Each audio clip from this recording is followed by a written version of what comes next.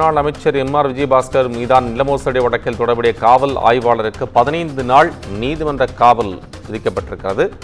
காவல் ஆய்வாளர் பிருத்திவிராஜுக்கு வரும் 31ஆம் தேதி வரை காவல் விதிக்கப்பட்டிருக்கிறது. கரூர் குற்றவியல் நீதிமன்றம் இதனை பிறப்பித்திருக்கிறது.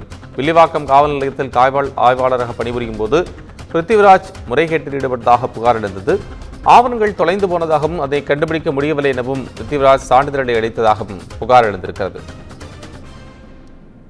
விவரங்களுடன் செய்தியாளர் கிருஷ்ணமூர்த்தி இணைப்பில். கிருஷ்ணமூர்த்தி, இப்ப இந்த கரூர் முதன்மை அமர்வு நீதிமன்றம் கொடுத்திருக்கக்கூடிய அந்த உத்தரவுடைய அம்சம் என்ன? நிச்சயமாக கரூர் மாவட்டம் மாங்கல் பகுதியைச் சார்ந்த பிரகாஷ் என்பவருடைய 22 ஏக்கர் நிலம் சுமார் 100 கோடி ரூபாய் மதிப்பிலான நிலத்தை மோசடி செய்ததாக அந்த முன்னாள் அமைச்சர் எம்.ஆர். விஜயபாஸ்கர் மற்றும் அவரது உறவினர்கள் மற்றும் நண்பர்களுடன் கூட்டாளியுடன் சேர்ந்து அந்த நிலத்தை அபகரித்ததாக கூறப்பட்ட வழக்கில் வாங்கல் காவல் நிலையத்தில் கடந்த சில தினங்களுக்கு முன்பு புகார் அளிக்கப்பட்ட நிலையில் அதன் மீது 6 பிரிவின் கீழ் முன்னாள் அமைச்சர் எம்.ஆர். விஜயபாஸ்கர் மீது வழக்கு பதிவு செய்யப்பட்டது.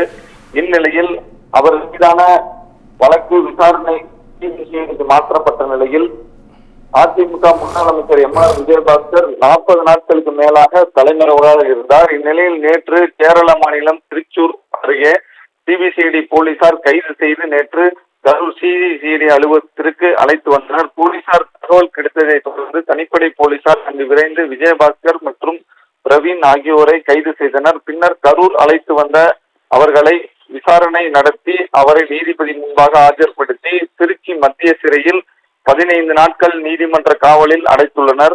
இந்நிலையில் 100 கோடி ரூபாய் மதிப்பிலான நில மோசடி அகபரிப்பு குறித்த எம்.ஆர். விஜயபாஸ்கர் தொடர்புடைய வழக்கில் காவல்துறை ஆய்வாளர் பிருத்திவிராஜ் கைது செய்யப்பட்டுள்ளார்.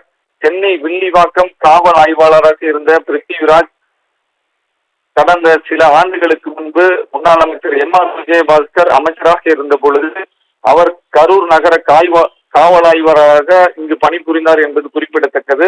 மேலும் இந்த வழக்கில் பிருத்திவிராஜ் பத்திரம் காணாமல் போனதாக கூறியதும் வழக்கு பதிவு செய்து கண்டுபிடிக்க முடிக்காமல் என சான்றிதழ் கொடுத்துள்ளார்.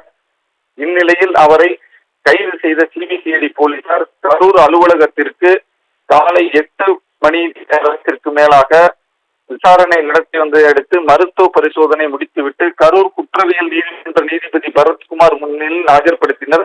நீதிபதி முன்பு ஆஜர்படுத்தப்பட்ட நிலையில் பிருத்திவிராஜிற்கு வருகின்ற 31ஆம் தேதி வரை 15 நாட்கள் நீதிமன்ற காவல் விதித்து நீதிபதி உத்தரவிட்டார். அதனைத் தொடர்ந்து சேலம் மத்திய சிறையில் பலத்த போலீஸ் பாதுகாப்புடன் அவர்களை அழைத்து சென்றனர். கோபால், உங்கள் விவரங்களுக்கு நன்றி கிருஷ்ணமூர்த்தி.